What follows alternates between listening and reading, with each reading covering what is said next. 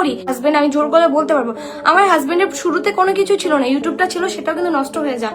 যাই হোক, আল্লাহর উপর সব ছেড়ে দিয়েছি। রাকিব হোসেনের বোন ইয়াসিনের মা বিদেশ থেকে এসে সরাসরি রাকিবদের বাসায় উঠেছে, আর এটা নিয়ে অনেকেই করছে সমালোচনা। অনেকেই আলোচনা করে বলছে এটা কেমন মা, নিজের ছেলের কাছে না গিয়ে সে ভাইয়ের কাছে গিয়েছে।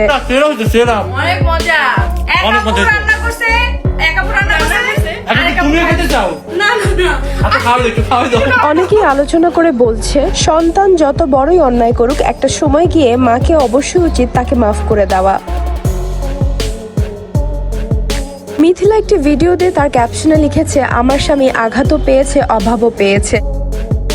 এখনো না, আমি কিছু ভালো সময়ের জন্য, শুধু আমি একা না, আমি, আমার হাজবেন্ড, মেহেদি মামা, তিনজনে আমরা ওয়েট করতেছি।